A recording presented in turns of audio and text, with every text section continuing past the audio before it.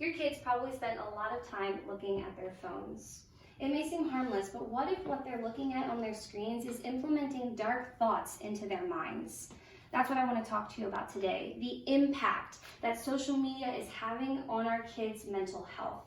This particular topic is relevant to today because teens spend up to 9 hours a day on social media, looking at comments, looking at photos that is causing them to have self-conscious thoughts.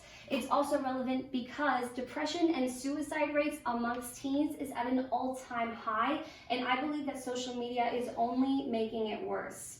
I know firsthand what it's like to feel unworthy. I grew up as an anxious homeschooled student who had the tendency of basing her own self-worth on how other people viewed her. This did me a great disservice and carried on into my adulthood. And I believe it's going to do the same to our kids if we don't do something to change the way that they use social media. Now, let's discuss a little bit about what social media is doing to children's mental health. 92% of teenagers use social media daily.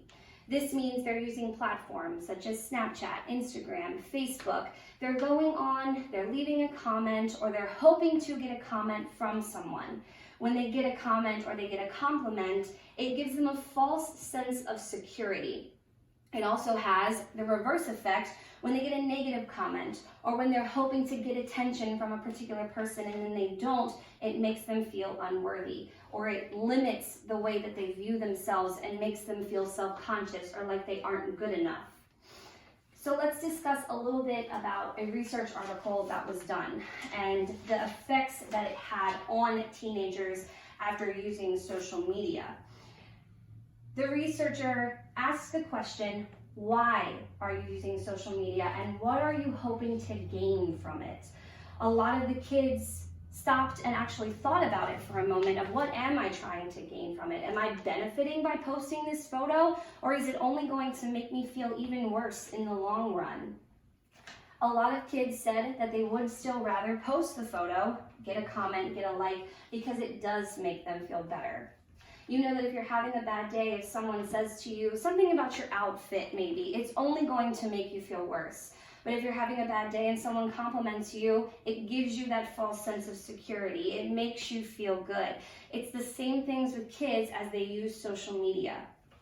We can kind of understand why social media would have a negative effect on kids, especially maybe a young teenage girl who is already going through a lot, is already trying to find herself and figure herself out, or is already having self-conscious thoughts. But let's dive a little bit deeper into what I mean when I say that social media is affecting kids' mental health. Social media is not necessarily always the problem. There was a study done by Lydia Denworth in the Scientific American where she researched people that already had certain depressive disorders or was already a candidate for anxiety. And based on their reactions, people with those things are more likely to use social media in a negative aspect. So yes, social media is the problem simply because it's the source, but if you already have anxiety and you already have depression, if you're using social media more and more, it's only going to increase those issues.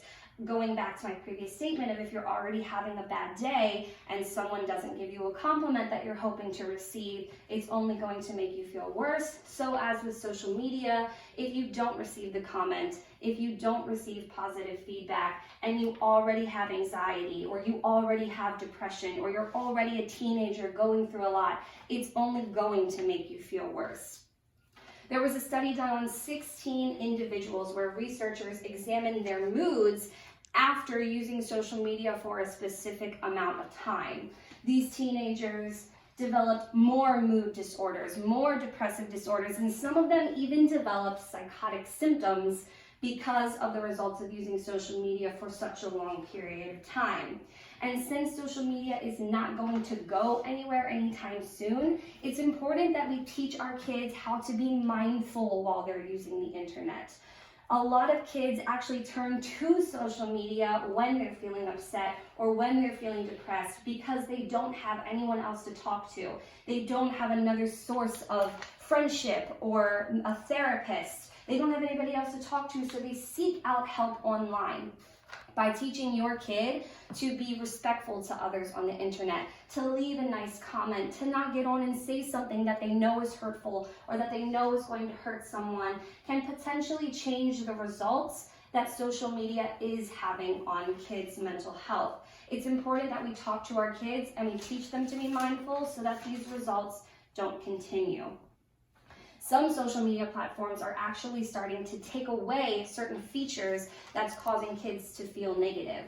Instagram took away their like feature so that kids can't see how many likes their photo got, so that everyone has the same amount of likes across the board. One person didn't get 1,000 likes while another person only got 100. One person didn't get 15 while another person only got 5 because they don't have a lot of friends or because they don't have a big group of people to like their photo. So Instagram has taken away that feature so that it can potentially help kids feel a little bit better. I hope that with my time with you today, you've understood the importance of going home and talking to your kids about social media and the effects that it's having on their mental health. It's also important that we break the stigma on mental health. Kids often are dehumanized or ignored when they say that they're depressed or they say that they're anxious. It's almost become unnatural for kids to feel that way, or it's considered wrong for kids to feel that way. So it's important that you go home and tell your kids that their worth is not based on how many likes they have on a photo.